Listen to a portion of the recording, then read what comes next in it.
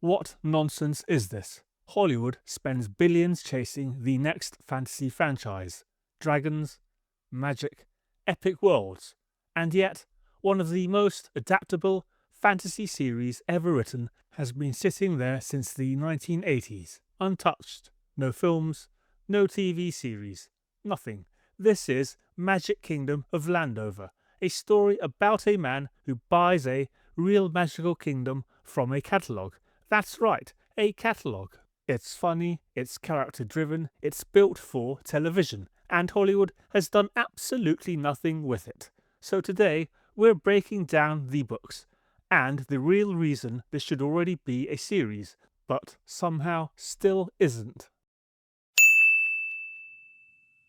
I read the first book back in the late 80s, and like a lot of fantasy readers, once I started, that was it. I stuck with the series, read them more than once, and what always stood out was this: it's simple, but it's smart. It doesn't try to overwhelm you with lore, it builds the world through characters, dialogue, and consequences, which already puts it ahead of a lot of modern fantasy. The first book, Magic Kingdom for Sale Sold, is one of those ideas that instantly hooks you. Ben Holliday, Chicago lawyer, burnt out, life falling apart, sees an advert, Magic Kingdom for sale. What does he do? He buys it. And it turns out it's real. But here's where it gets interesting. The kingdom, Landover, isn't thriving. It's badly broken. The throne has no authority, the land is divided, the magical protector is gone, and everything is slowly falling apart. So instead of stepping into a power fantasy, Ben steps into a problem, and that's why it works. This is where the series quietly does something modern writing often doesn't. It earns everything. Ben doesn't walk in and suddenly become a perfect ruler. He struggles. He makes mistakes. People don't trust him. And crucially, the world doesn't bend to him.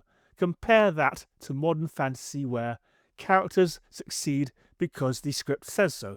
Conflicts resolve too easily. Stakes vanish when convenient. Here, if something goes wrong, it stays wrong.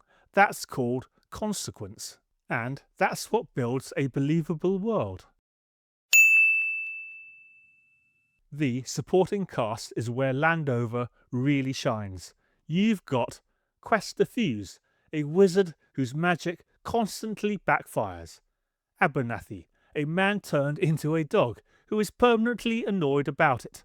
Willow, not human, not quite anything you'd expect. And they all feel like they belong in the world. They're not there to deliver exposition, they're there to live in the story.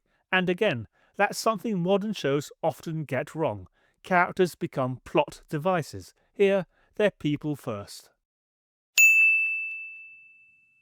So, if the books work, what's the problem? Why hasn't this been adapted? Simple. Hollywood. At various points, studios like Universal Pictures and later Warner Brothers picked up the rights, and then nothing happened. Scripts get written, executives change, projects get shelved, and the cycle repeats.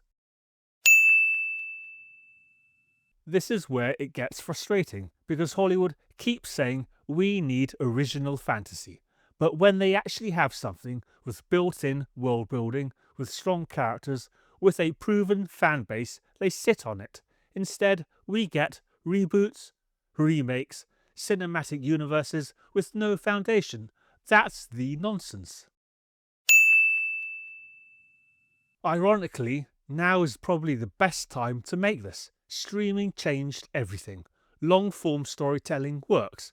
Character-driven fantasy works. And Landover fits perfectly into that format.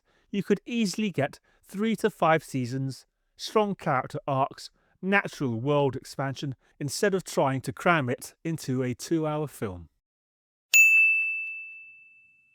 This is one of those rare cases where the material is ready, the format exists, the audience is there, and yet nothing happens.